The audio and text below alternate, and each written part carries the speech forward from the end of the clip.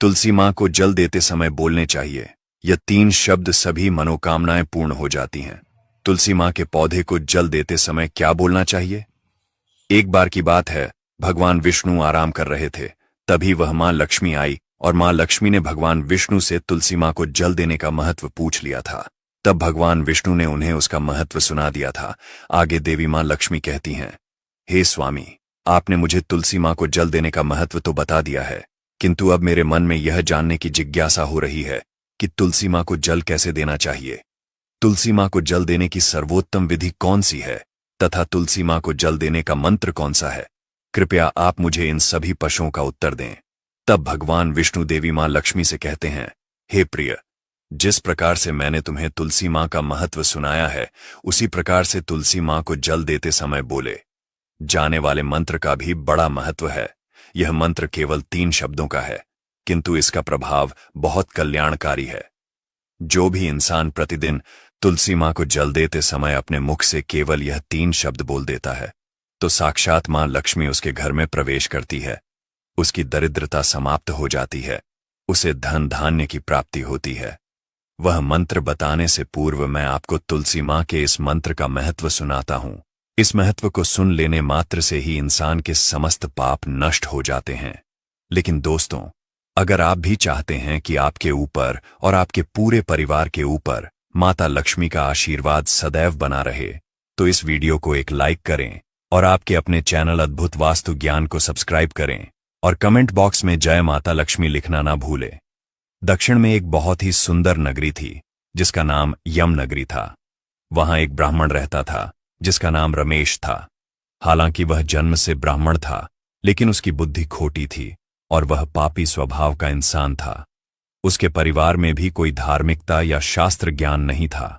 वह ना पूजा करता, ना पाठ, ना ध्यान, ना जप और ना ही हवन। रमेश इतना स्वार्थी था कि उसके दरवाजे पर आए मेहमानों को वह बिना कुछ दिए अपमानित करके भगा देता। उसकी आदतें भी बहुत खराब थीं। वह हमेशा पराई स्त्रियों के पीछे पड़ा रहता और शराब पीने का शौकीन था। इसके साथ ही वह मांस भी खाया करता। रमेश दिन में खेतों में काम करता और पत्ते बेचकर अपनी गुजर बसर करता, लेकिन रात होते ही वह वेश्याओं के पास जाकर अपना समय और पैसा बर्बाद करता।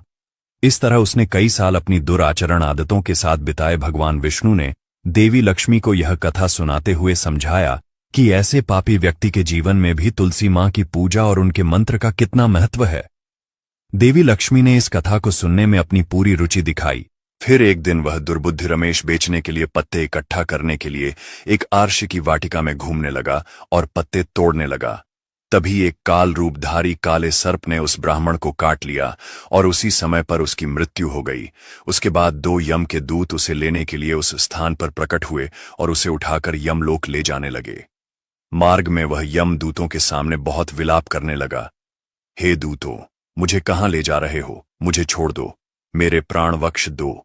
किंतु यमदूत उसे यह कहते हुए ले जाने लगे, अरे दुष्ट ब्राह्मण, तेरे पाप कर्मों के कारण तुझे सांप ने काट लिया है।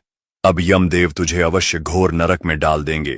फिर यम के दूत उस ब्राह्मण को लेकर कर यमलोक पहुंचते हैं और यमदेव के सामने खड़े हो जाते हैं। चित्रगुप्त उस ब्राह्मण का लेखा जोखा निकालते हैं और यमदेव से कहते हैं, हे धर्मराज, इस ब्राह्मण ने बचपन से लेकर मृत्यु तक पाप ही पाप किया है। इसने कभी कोई पुण्य का काम नहीं किया है। फिर धर्मराज अपने दूतों से कहते हैं, हे दूतों, इस घोर पाप करने वाले ब्राह्मण को उठाकर ले जाओ और इसे नरक में डाल दो। फिर यम के दूत उस ब्राह्मण को ले जाते हैं और नरक की भयंकर अग्नि में धकेल देते हैं।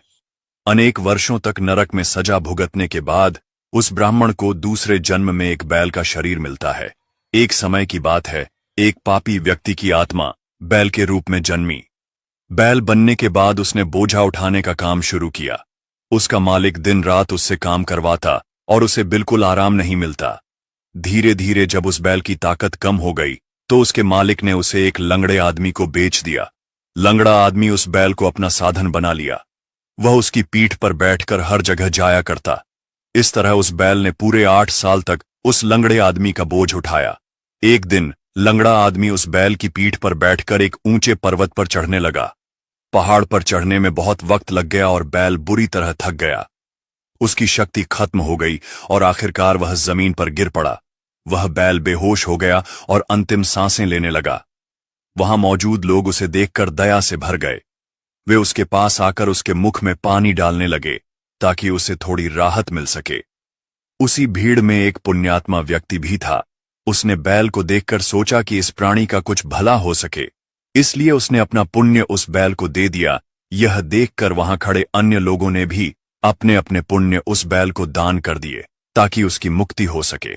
उसी भीड़ में एक वैश्या भी खड़ी थी। जब उसने देखा कि सब लोग बैल की मदद कर रहे हैं तो उसने भी अपने जीवन के कुछ पुण्य उस बैल को समर्पित कर दिए। इस तरह सभी के योगदान से उस बैल को मुक्ति का मार्ग मिल सका। यह देखकर उस वैश्या ने भी अपना पुण्य उस बैल को दे दिया। कुछ देर बाद उस बैल की मृत्यु हो जाती है।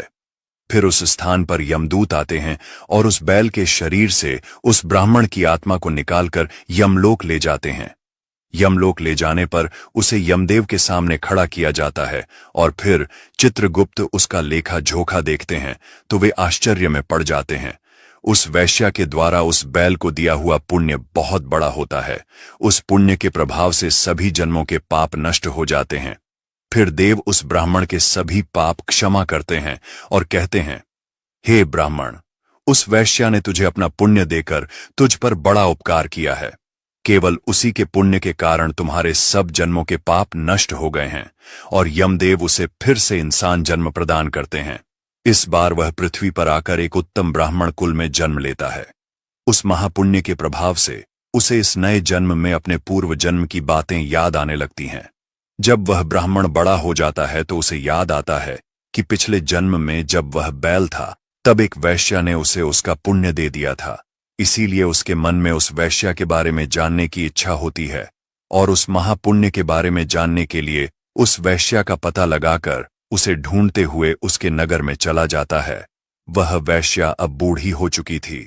फिर जब उसे वह वैश्या मिल जाती है तो वह उसके सामने जाकर उसे बार बार प्रणाम करता है और उस वैश्या का धन्यवाद करने लगता है।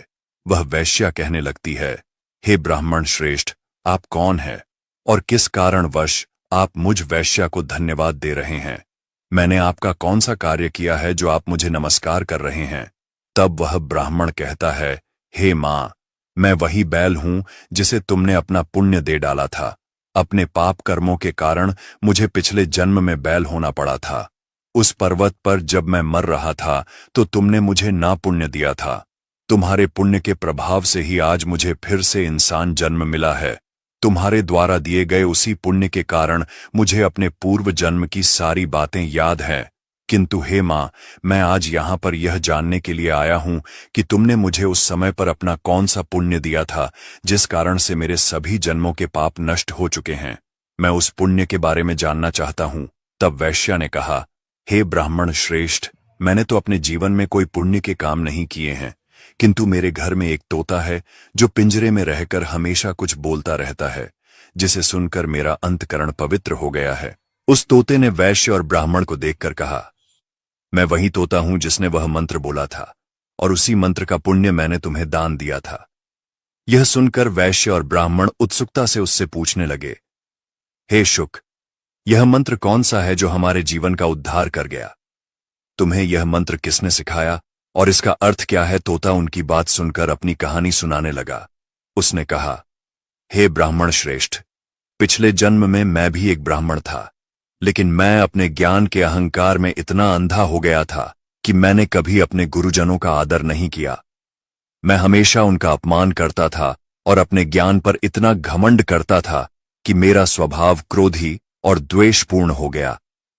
मुझे लगता था कि मैं सबसे श्रेष्ठ हूं और इस घमंड में मैंने विद्वानों का भी तिरस्कार किया। धीरे धीरे मेरा जीवन समाप्त हो गया और जब मेरी मृत्यु हुई तो मुझे यमलोक ले जाया गया। वहां मेरे कर्मों का हिसाब हुआ। गुरुजनों और पूजनीय जनों का अपमान करने के कारण मुझे पंछी के रूप में जन्म लेने का दंड मिला। इस तरह मैं इस जन्म में तोते के रूप में पैदा हुआ। मेरा जीवन बहुत ही कठिन था। छोटी सी उम्र में ही मेरे माता पिता का साथ छूट गया। मैं अकेला पेड़ की एक डाल पर बैठा रो रहा था। तभी कुछ मुनि उस रास्ते से गुजर रहे थे। उन्होंने मेरी करुण पुकार सुनी